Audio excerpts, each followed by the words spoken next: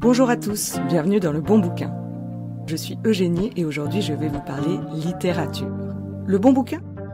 C'est le podcast qui vous redonne le goût des livres à travers des chroniques littéraires, des anecdotes sur le monde de la littérature, des conseils pratiques pour réintégrer la lecture dans votre quotidien.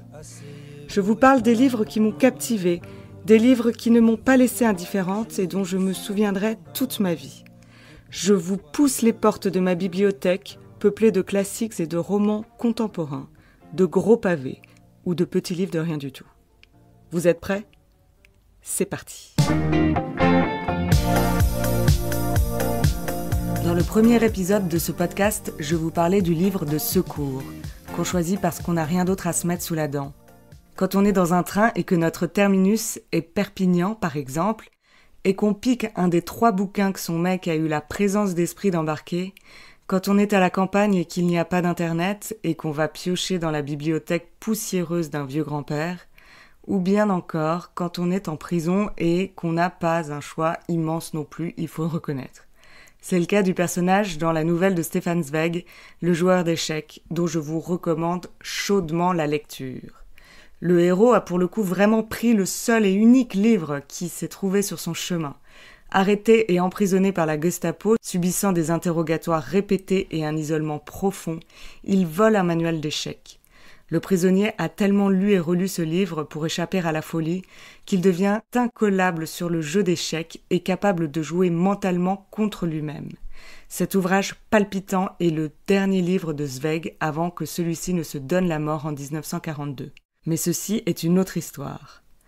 Et ce que je vous propose, moi, pour éviter la folie, c'est de lire des romans, pas des manuels de jeux de société. Aujourd'hui, je vous parle de la situation où vous avez décidé officiellement de vous remettre à la lecture, mais que vous n'avez pas d'idée de livre. Le choix est si pléthorique qu'il est en fait parfois plus facile de se remettre à la lecture avec le premier livre venu, trouvé chez soi au hasard d'un grand ménage de printemps, que de sélectionner le livre qui nous plaira. Quand on veut se remettre à la lecture, on veut revivre ces moments de béatitude en compagnie d'un livre. On rêve d'être absorbé par une histoire, d'aller jusqu'à lire en marchant au risque de se prendre un poteau dans la tronche. Et bien sûr, on désire ardemment goûter au délicieux dilemme du lecteur, celui de mourir d'envie de connaître la fin du livre et en même temps de repousser au maximum le moment du point final qui nous enveloppera dans une immense solitude, sans héros, sans aventure et sans histoire. Comment trouver un bon livre qui nous fera regoûter à ces émotions intenses ? Un livre facile à lire qui nous happe rapidement. Pour ne pas trop nous éloigner dans un premier temps des séries qui peuplent bon nombre de nos soirées, je vous propose un genre littéraire très addictif. Je vous propose de vous lancer dans le merveilleux monde des sagas familiales. D'où vient ce mot « saga » ? Il nous vient directement de Scandinavie. Il désignait d'anciens récits ou légendes en prose, rédigés pour la grande majorité en Islande au XIIe, XIIIe et XIVe siècle. Aujourd'hui, ce mot désigne des épopées familiales qui se déroulent sur plusieurs générations. Ce qui me plaît tant dans les sagas familiales, c'est de pouvoir suivre dans le temps l'évolution d'une famille.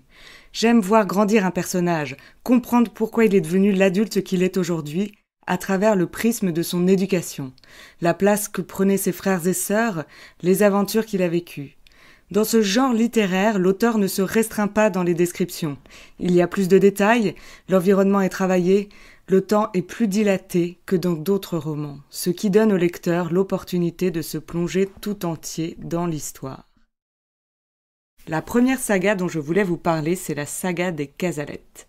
J'ai lu le premier tome l'été dernier. Cela faisait longtemps qu'il me faisait de l'œil, systématiquement placé en tête de gondole dans les librairies. Contrairement à ce que je pensais, ce livre a été publié pour la première fois il y a quelques années déjà, en 1990. Cette saga a été écrite par la romancière britannique Elizabeth Jane Howard, née en 1923 et morte en 2014. Le premier tome de cette saga, intitulé L'été anglais, relate la vie d'une grande famille bourgeoise anglaise qui prend ses quartiers d'été en 1937 dans la maison familiale de Home Place. Dans la famille Casalette, il y a les grands-parents, les 4 enfants, leurs conjoints respectifs et une flopée de petits-enfants qui vivent pour certains leurs premiers émois d'adolescents. Chacun des personnages a droit à son intrigue, à ses petits tracas, à ses aventures. L'autrice décrit avec une grande précision les caractères et offre ainsi à tous les membres de cette grande famille une personnalité travaillée et réaliste. La Deuxième Guerre mondiale qui pointe au loin bouleverse l'équilibre de la tribu, fait monter la peur, fait réagir différemment les membres de la famille. Ce que j'ai aimé dans cette fresque familiale colorée et drôle, touchante et grave, c'est l'atmosphère à la Downton Abbey, l'ébullition qu'il y a dans ces grandes maisons remplies de rires d'enfants, les histoires personnelles des petits et des grands traitées avec le même intérêt. Ma deuxième recommandation, c'est le livre des Baltimore de Joël Dicker. Vous connaissez sans doute le best-seller La vérité sur l'affaire Harry Kéber. Eh bien ce livre, c'est celui qui suit, et je l'ai encore plus aimé que le précédent. Dans le livre des Baltimore, publié en 2015 aux éditions de Fallois, Joël Dicker reprend le héros de Harry Kéber sans pour autant en faire une suite du premier. On peut lire les deux livres de façon tout à fait indépendante. D'ailleurs, petit aparté, une saga familiale n'est pas forcément construite sur plusieurs tomes. Un livre peut être à lui seul une saga. Revenons à nos moutons. Marcus Goldman raconte donc dans ce roman l'histoire de sa famille articulée autour de deux clans cousins, les Goldman de Baltimore, à qui tout réussit, qui habitent dans une magnifique maison de banlieue de Baltimore, et les Goldman de Montclair, dont le narrateur fait partie, qui habitent une modeste bicoque dans le New Jersey. Toute son enfance, Marcus a été absolument fasciné par ses cousins opulents, à la vie fastueuse, détenteurs du bon goût, tout en étant à la fois gentil et généreux. Jusqu'au drame. Le drame, avec un grand D, est un personnage à part entière du roman.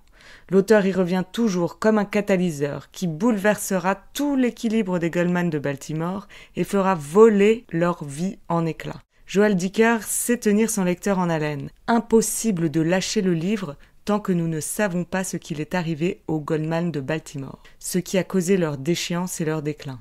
C'est vraiment un page-turner que je vous recommande si vous souhaitez vous replonger en douceur dans la lecture.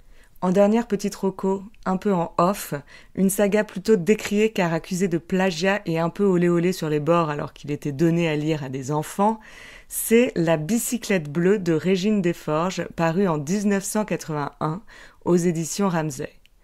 Cette saga ne se démarque pas par son écriture, mais bien par son histoire, qui vous embarque immédiatement dans cette aventure dont l'héroïne, Léa, jeune fille au sang chaud et au courage insensé, mène de front la gestion d'un domaine viticole et une deuxième guerre mondiale qui bouleverse tout l'équilibre familial. Voilà, je pense que ces romans pourront vous permettre de remettre le pied à l'étrier de la lecture, comme on dit.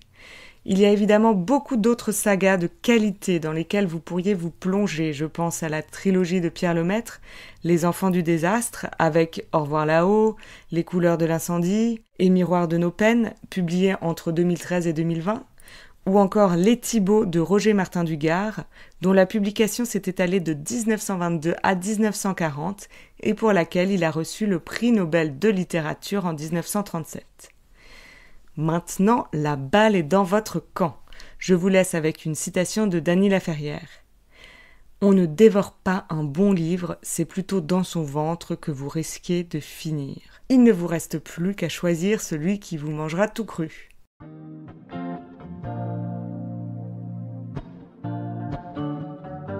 Si vous êtes arrivé jusqu'ici, c'est que vous avez écouté jusqu'au bout cet épisode et je vous en remercie du fond du cœur. N'hésitez pas à me mettre 5 étoiles sur Apple Podcast et Spotify.